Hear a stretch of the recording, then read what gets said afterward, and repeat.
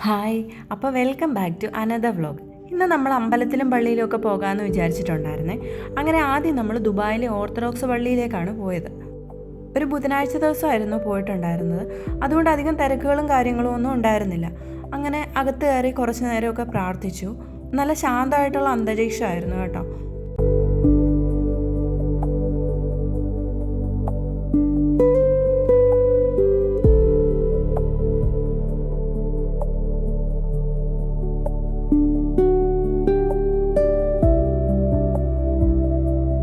അത് കഴിഞ്ഞിട്ട് നമ്മൾ പോയത് ബുർദുബായിലെ അമ്പലത്തിലേക്കാണ്.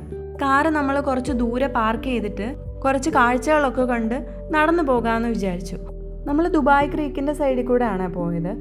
അപ്പോൾ അവിടെ തുടർച്ചയായിട്ട് ഇങ്ങനെ അബ്ര ബോട്ടുകളൊക്കെ പോകുന്നത് കാണാം. എന്നാലും കൂടുതലും ഉണ്ടാകുന്നത് വൈകുന്നേരങ്ങളിലാണ്. അങ്ങനെ നമ്മൾ നടന്ന് ഗ്രാൻഡ് സൂക്കിൻ്റെ ഉള്ളിൽ കൂടെയാണ് അമ്പലത്തിലേക്ക് പോയത്. രാവിലെ ആയതുകൊണ്ട് അവിടെ കടകളൊക്കെ പതിയെ പതിയെ തുറന്നു വരുന്ന സമയമായിരുന്നു. അവിടുത്തെ ഓരോ വഴിക്കും പഴയ ദുബായിയുടെ ഒരു പ്രത്യേക ഭംഗിയുണ്ട്.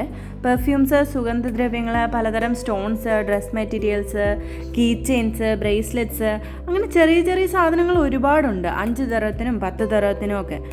ഒന്ന് വെറുതെ നടന്നാലും സമയം പോകുന്ന അറിയത്തില്ല.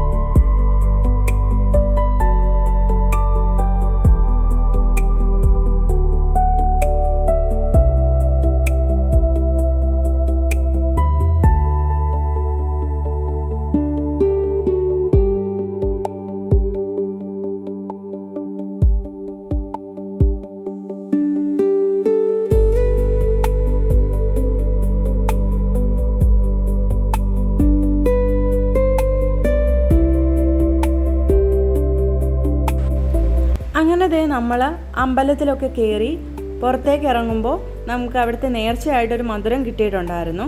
ആൻവിക്കുട്ടൻ അതാണ് ഈ കഴിച്ചുകൊണ്ടിരിക്കുന്നത്. പുറത്ത് ഒരുപാട് കടകളൊക്കെ ഉണ്ട് കേട്ടോ.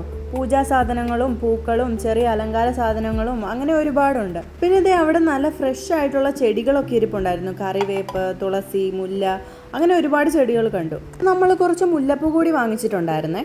അപ്പോൾ ഇന്നത്തെ വ്ലോഗ് ഇത്രയേ ഉള്ളൂ. വീഡിയോ ഇഷ്ടമായെങ്കിൽ ലൈക്ക് ചെയ്യാനും ഷെയർ ചെയ്യാനും ചാനൽ സബ്സ്ക്രൈബ് ചെയ്യാനും മറക്കല്ലേ. ബാക്കി വിശേഷങ്ങളുമായിട്ട് അടുത്ത വീഡിയോയിൽ കാണാവേ. ബൈ.